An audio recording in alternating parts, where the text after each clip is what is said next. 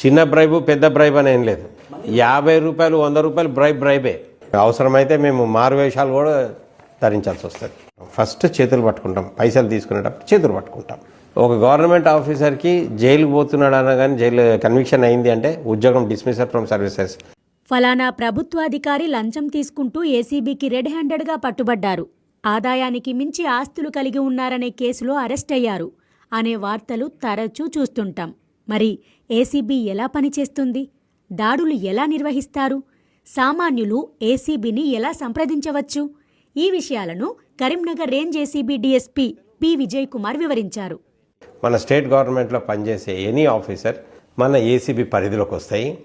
వారు అవినీతిగా లంచం తీసుకుంటుంటే ఆ లంచాన్ని మేము అరికట్టడానికి ఎనీ గవర్నమెంట్ ఆఫీసర్, గవర్నమెంట్ నుంచి శాలరీ తీసుకునే ఆఫీసర్ని మేము పట్టుకోవడం జరుగుతుంది. ఇదంతా మేము ప్రివెన్షన్ ఆఫ్ కరప్షన్ యాక్ట్ ప్రకారంగా, act started in the year 1988, amended in the year 2018 అండి. ఇది ఈ యాక్ట్ ప్రకారంగా మేము కేసెస్ వేస్తాం వాళ్ళ మీద.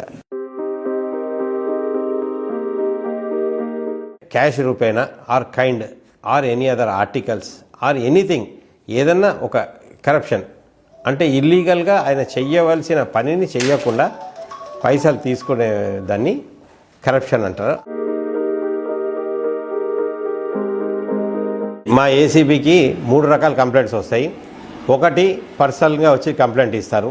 2 ఆకాశరామన్న ఉత్తరాలు వస్తాయి, లేకపోతే పిటిషన్స్ వస్తాయి. ఆ పిటిషన్స్ కూడా ఎంక్వైరీ చేస్తాము. 3 మాకు వచ్చే కంప్లైంట్స్ని దాన్ని మేము సుమోటోగా తీసుకొని వాళ్ళపై మేము సర్ప్రైజ్ చెక్స్ చేసి యాక్షన్స్ తీసుకుంటాం.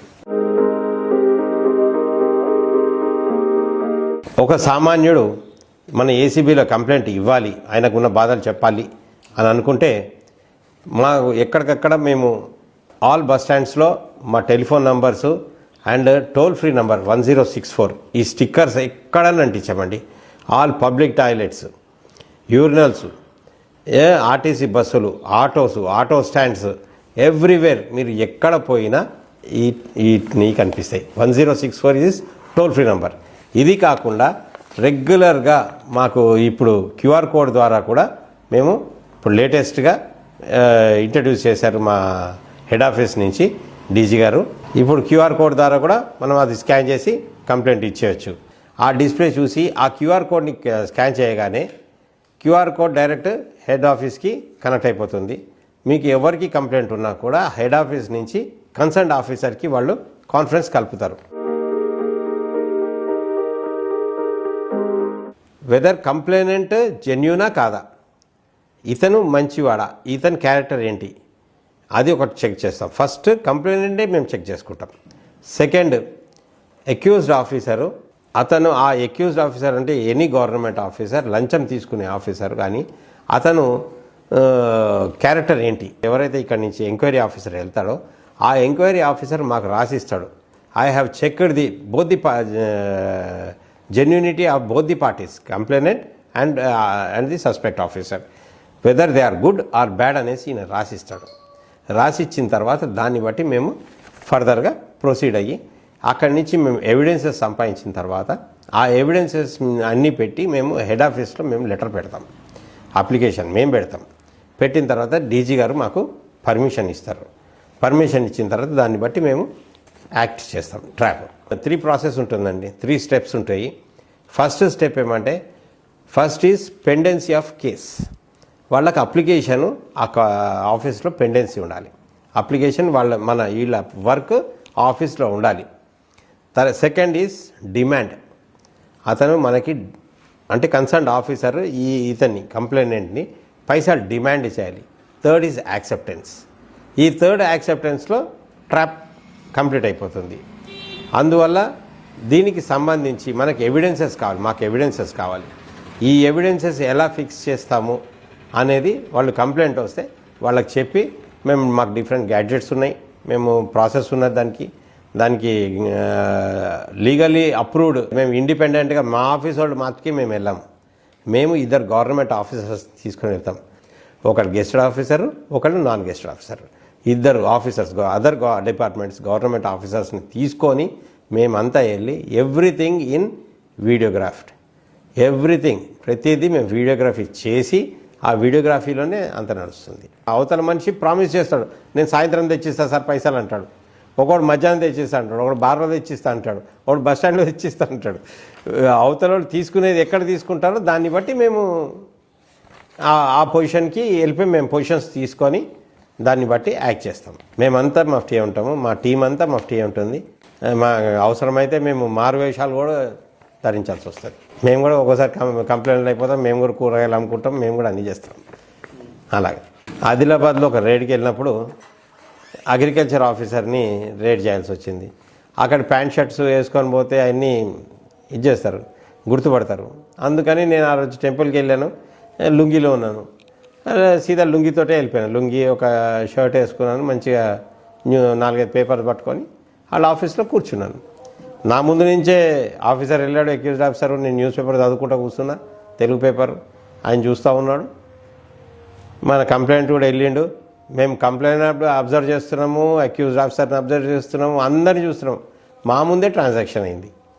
కాబట్టి ట్రాన్సాక్షన్ అయిపోగానే ఇమీడియట్గా వెళ్ళిపోయి అక్కడే పక్కనే మా ఆఫీసర్స్ ఉంటారు, మేము కూడా ఉంటాం. ఎవరు ఫస్ట్ అందుబాటులో ఉంటే వాళ్ళు పోయి ఇమీడియట్గా వాళ్ళ చేతులు పట్టుకుంటాం. ఫస్ట్ చేతులు పట్టుకుంటాం, పైసలు తీసుకునేటప్పుడు చేతులు పట్టుకుంటాం. చేతులు పట్టుకున్నప్పుడు మేము కెమికల్స్ ఏదైతే మన దానికి నోట్స్కి రాస్తామో ఆ నోటుకి రాసిన పేపర్ని ఆ చేతుల్ని మేము ముట్టుకోము. ఆ నోట్లు వాళ్ళ దగ్గర ఉండాలి. అవి మేము పట్టుకొని మేము జాగ్రత్తగా వాళ్ళకి తగ్గట్టు సీజ్ చేస్తాం. తీసుకునే అప్పుడంటే తీసుకున్న ఒక 10 నిమిషాల తర్వాతనే పట్టుకోవచ్చు, ఒక అరగంట అయినా తర్వాత పట్టుకోవచ్చు. థర్డ్ పర్సన్ ద్వారా తీసుకుంటాడు. థర్డ్ పర్సన్ ద్వారా తీసుకుంటే థర్డ్ పర్సన్ నోయింగ్లీ తీసుకున్నాడా, లేదంటే హోటల్లో ఇచ్చేయమంటాడు, పాన్ డబ్బాలు ఇచ్చేయమంటాడు. వాళ్ళు గుర్తుపడతారు. గుర్తుపట్టి ఆ సార్ ఇమ్మన్నాడు కదా ఏదో అప్పు అనుకుంటారు వాళ్ళు. సరే ఆయన తీసుకొని పెట్టుకుంటారు. మనం పట్టుకొని ఆయనని జైలుకి పంపించేస్తే పాపం ఆయనకి అన్నోన్, ఆయనకి అసలు ఈ లంచం అన్న విషయమే తెలియదు అతనికి. కానీ అతన్ని పంపించడం. కానీ ఇక్కడ ఎస్టాబ్లిష్ ఎట్లుంటుందంటే ఆ తీసుకున్న అతను లంచం తీసుకున్నాడా లేదా అది ఎస్టాబ్లిష్ చేయాలి. ఈయనకు తెలిసి తీసుకున్నాడా లేదా. ఆయనకు 10% 5% కమిషన్ ఉంటుంది. అందుకని అతను కూడా ఈ లంచంలో వాటాదారుడు, ఆయన జైలు పంపించవచ్చు. ఆయన దగ్గర స్టేట్మెంట్ తీసుకుంటాం.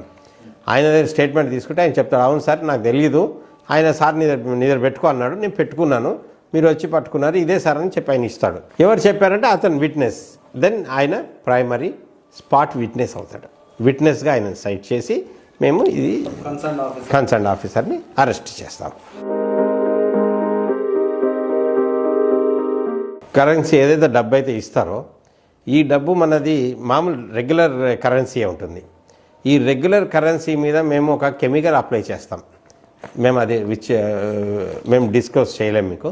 ఎప్పుడైతే అక్యూజ్డ్ ఆఫీసర్ ఆ సస్పెక్ట్ ఆఫీసర్ నాకు పైసలు కావాలి అని అడుగుతాడో అప్పుడు ఈయన తీసి ఆయన చేతికి ఇస్తాడు. అప్పుడు ఈయన చేతికి ఎరుపంటుతుంది, ఆయన చేతికి రంగు కనిపించదు, అప్పుడు కనిపించదు. సెకండరీ మేము ఇంకొక సొల్యూషన్ తయారు చేసి ఆ సొల్యూషన్లో ఇది పెట్టగానే రియాక్షన్ కలర్ ఈజ్ పింక్. ఆ పింక్ కలర్ వస్తుంది రియాక్షన్ కలర్. మామూలు వాటర్లో పెడితే రాదు. అది ఎనీ కలర్, రెడ్ కలర్లో కూడా రావచ్చు. ఎక్కువ వేస్తే రెడ్ కలర్ వస్తుంది, లైట్ వేస్తే పింక్ కలర్ వస్తుంది. ఇప్పుడు అది మరి రెడ్ కలర్ వస్తే రెడ్గా భయంకరంగా ఉంటుంది కాబట్టి కొంచెం లైట్ పింకిష్గా ఉంటుంది అనేసి దాన్ని అందం పెడతాము. దాన్ని రెడ్ హ్యాండెడ్గా దొరికాడు అని అంటారు, అంతే. అసలు కారణం రెడ్ హ్యాండెడ్ అంటే అది. మ్యాక్సిమం 3 years అండి. మ్యాక్సిమం 3 yearsలో వాళ్ళు జైలు శిక్ష పడుతుంది. ఇంకోటి ఒక గవర్నమెంట్ ఆఫీసర్కి జైలుకు పోతున్నాడు అనగానే జైలు కన్విక్షన్ అయింది అంటే ఉద్యోగం డిస్మిసల్ ఫ్రమ్ సర్వీసెస్, రిమూవల్ అయిపోతాడు. పోస్ట్ బెనిఫిట్స్ అన్నీ క్లోజ్ అయిపోతాయి, అసలు ఏ బెనిఫిట్స్ ఉండవు. అదర్ దెన్ దిస్ అవతల మేమేం చేస్తామంటే డిస్ప్రపోర్షనట్ ఎసెట్స్ అయిన దగ్గర ఉన్నాయనుకోండి, అవన్నీ సీజ్ చేస్తాము. అవన్నీ బ్యాంకులో అదే అంతా గవర్నమెంట్ కోర్టుకు వెళ్ళిపోతుంది. చిన్న బ్రైబ్ అని ఉండదు సార్, చిన్న బ్రైబ్ ఉండదు. 50 రూపాయలు 100 రూపాయలు బ్రైబే. చిన్న బ్రైబు పెద్ద బ్రైబ్ అని ఏం లేదు. ఇప్పుడు పెద్ద ఆఫీసర్స్ పెద్ద రేట్లు లక్షల మీద ఉంటాయి, చిన్నోడు వేలల్లో ఉంటాయి, అంతకంటే చిన్నోడు 100ల్లో ఉంటాయి.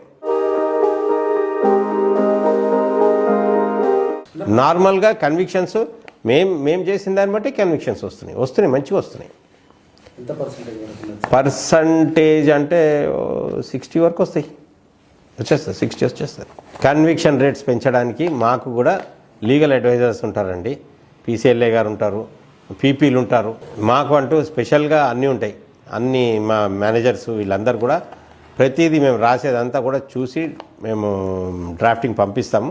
ఏసీబీ పెట్టే కొన్ని కేసుల విచారణ నత్తనడకన సాగుతుందని 2010లో ఛార్జిషీట్ వేసిన కేసుల్లో కొన్ని ఇప్పటివరకు ట్రయల్కు రానివి కూడా ఉన్నాయని తెలంగాణ ఏసీబీ మాజీ అధికారి ఒకరు బీబీసీతో చెప్పారు. మరోవైపు అవినీతి కేసులున్న అధికారులు వివిధ రకాల పిటిషన్లు వేస్తూ విచారణ ఏళ్ల తరబడి ఆలస్యమయ్యేలా చేస్తారని, ఆలోగా కొందరికి రిటైర్మెంట్ వయసు వచ్చేస్తుంటుందని కరీంనగర్ ఏసీబీ కోర్టు న్యాయవాది ఒకరు బీబీసీతో చెప్పారు. కొన్నిసార్లు ఏసీబీ ప్రాసిక్యూషన్ విభాగం కూడా ఛార్జ్షీట్ సమర్పించడం, సరైన ఆధారాలను చూపించడంలో వెనుకబడటంతో పాటు విచారణ ఆలస్యం వెనుక అనేక కారణాలుంటాయని ఆయన వివరించారు.